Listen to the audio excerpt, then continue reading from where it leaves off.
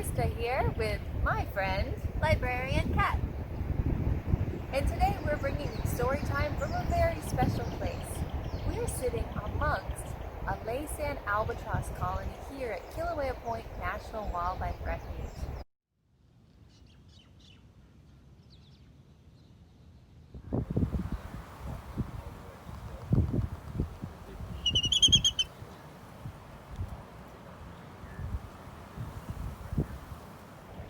Today we'll be reading you a book from our friend Caren Loebel-Fried called A Perfect Day for an Albatross.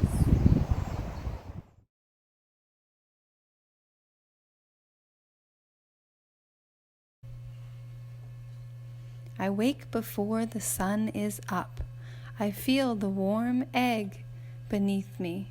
My neighbors sit on their eggs, sometimes quiet, sometimes clopping their beaks in warning at anyone who comes too close.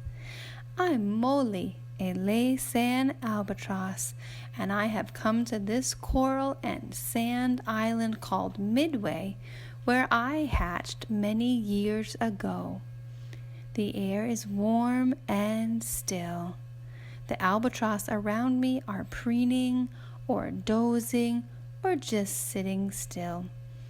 The sun is now rising up above the horizon. It is a new day. Not far from here, when I grow old enough to fly for the first time, I looked at the ocean and spread my wings. I ran and felt the wind beneath my wings lifting me up and up. Suddenly I was no longer over land. The rolling, splashing, wet sea was beneath me. I learned to land on the ocean, catch squid, and find flying fish eggs to eat. Then run across the surface of the sea and take to the sky once again. I explored for years, traveling across the ocean, the smells and signals from the sea telling me where to find food. Then one day, after 4 years at sea, I felt the urge to come back here to Midway, the land where I was hatched. When I returned, there were many albatross all around me, some sitting on nests, some dancing, wailing, grunting, and bill clacking. I had seen dancing when I was a youngster, so I joined the group of other young albatross. Together we stumbled through the movements and sounds. It would take more practice to do all the right moves, to sing and dance well. I flew off to sea again, but returned the next winter, and for many winters after that, to meet other albatross and practice the dance. Each time I returned, I was excited to join the dancing and practice my whistles, horns, and wheezy screams. One year, as I walked near a male albatross named Kumukahi, he bowed deeply, inviting me to dance. He whinnied and shook his head, then watched as I faced him and rattled my beak.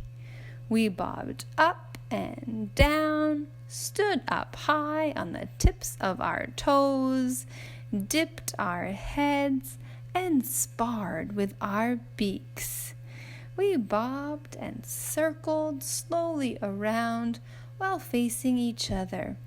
He preened the feathers above his wing and rattled his bill, making a muffled sound in his feathers. I tucked my beak under my wing and honked. And then, at the same moment, we stood on tiptoe, stretching our heads as high as we could, and pointed to the sky with his beak a little higher than mine, and we called together, "Mm." After so many years, Kumukahi and I still dance whenever we first see each other. We have made our dance perfect. We have made it our own. After searching alone for food over the great ocean all summer, when winter comes, we arrive back here within hours of each other. And then we dance. I stand moving our egg gently with my beak. I say, all is well. I settle back down, wriggling my body to nestle the egg beneath my warm belly. A breeze ruffles my feathers. It is cooling and welcome. I turn to face the breeze, and it smooths my ruffled feathers. I reach for a beakful of damp sand and press it along the rim of the nest. I pull a few dry strands from a nearby clump of bunch grass and tuck them into my nest. Beneath the bunch grass, under the sandy soil, a petrel rests in her nesting burrow. A young albatross named Ahonui walks up and stops in front of me. He reaches towards me, and I tilt my head. He gently preens the feathers on my face, around my eyes and beak, those itchy spots where you just can't reach. Ahonui sits next to me, and we visit together for a while, preening in a friendly way. Then he stands and wanders off, our visit over. I have been sitting for many days. It is hot, dusty, and dry. But now rain begins to fall. Droplets bead up on the dark feathered backs of my neighbors. Many of us tilt our heads back, clopping our beaks as we taste the fresh water falling from the sky. I stand and preen my back feathers. Then I circle around slightly, shift my egg, and settle back down, rocking my body until the egg is secure and warm. The rain gets heavier. Rough gusts of wind ruffle my feathers, and the sky turns dark with storm clouds. I hear the boom, boom, boom of waves crashing on the beach. Above the grasses and leafy plants around me, I can see the tops of those distant big waves and some albatross flying away. I sit tightly, spreading myself over the nest, protecting my egg from the driving rain and wind. The storm passes quickly, the ocean is calm again, and the dark clouds are gone. It is midday, and there is a blue sky and bright sun above. Tired, I turn my head back, tuck my beak into my shoulder feathers, and close my eyes. I am dozing when I feel the air go swoosh right next to me. I open my eyes to see my mate, Kumukahi. He leans toward me, and we touch bills. He preens the feathers on my head. I tilt my head so he can scratch the itchy places. He sits next to me, very close. He tries to push me off the nest, but I do not want to leave. I want to stay and keep our egg warm. I want to shift our egg a bit and then sit again. Kumukahi preens my feathers some more. He is gentle, but he keeps leaning into me, trying to inch his way onto our nest. I stand and this time let him nudge me aside. I watch as Kumukahi talks quietly to our egg. Ee, ee, ee, ee. Then he snuggles himself down onto the egg. He preens his back and wings, smoothing the feathers that got ruffled during his long flight over the windy sea. I am stiff because I have not walked for a long time. I stretch out my wings and give a good shake. I hobble to a nearby clump of grass and pull off a few dry strands. I toss them with a flick of my head to where Kumukahi can reach them. He picks them up and tucks them in alongside his body. He claps his beak 2 times. I lift my head and say, Then, as I go to get more grass, I suddenly feel very thirsty. I look toward the sea, and it calls to me. The feeling is so strong to go, I don't even look back. I face into the wind, and suddenly I am in forward motion, running, wings outstretched, tap, tap, tapping my feet on the flattened sand. Faster and faster I run, the wind, the lift, and then I am in the air, gliding and flapping a bit, but now I am over the ocean and the wind lifts me. I soar. Reaching outstretched wings, I turn my body to one side, then roll over to the other side, rising up on the wind over the rolling swells. Then down I sweep into a water valley, the tips of my wing feathers skimming the surface. I catch the updrafts and back into the sky I fly. I see a group of birds floating, bobbing and bathing, and I glide down to join them.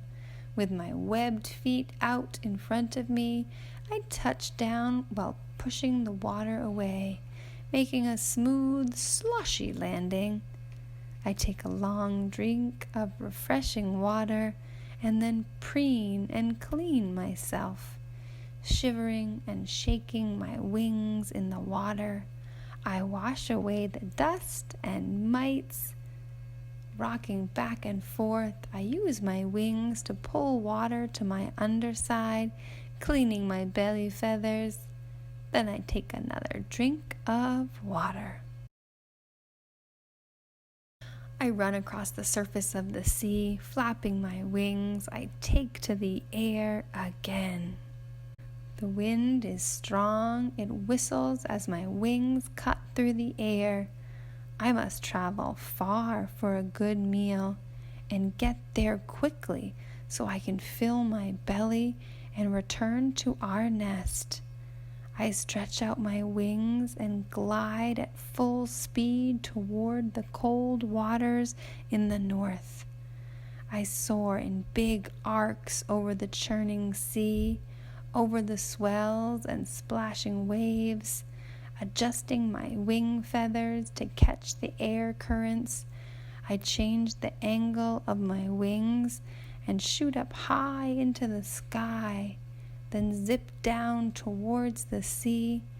I turn from side to side, up and down, over and over again. Hour after hour, I sail over the water, through the wind. The air is getting cooler, and I feel the chilly ocean spray. The sun is at the horizon, on its way down for the night. I'm near a place where warmer waters traveling one way meet colder waters traveling the other way. At this place where the waters meet, I will look for food. The pattern on the ocean surface shows me where this is. Squid, my favorite, live deep in the ocean, but at night they rise to the surface. I can smell them. They are near. I land on the water and see some flickerings of light below me. I paddle my feet, moving in a small circle, stirring up the tiny light-making creatures of the ocean. Attracted to the light, squids swim to me. With my sharp beak, I grab and swallow one slippery squid, then another. I eat a strand of flying fish eggs that is attached to a small piece of wood floating by. I eat and eat, for it has been a long time since I had a good meal. A crescent moon is rising and stars are twinkling in the dark sky. I bob and drift, moving my feet slowly through the cool water. Although I was born on land and Kumukāhi waits for me there, my true home is over the sea. I spend most of my life here. Kumukāhi will not leave our egg while I am away. I will return soon, so he can fly to fill his belly again. I run and take to the air, heading farther north to more of my favorite places to find squid. I feel the wind in my wings and look down at the rolling sea, knowing there is good food to eat in many places below the surface. I fly, I soar, over the seas again, against the wind, inside the storms, with long, strong wings locked in place. I could fly forever, dreaming forever, over the endless, beautiful sea. Today has been the perfect day. Today has been a perfect day. Today has been a perfect day to read a story with a friend and share the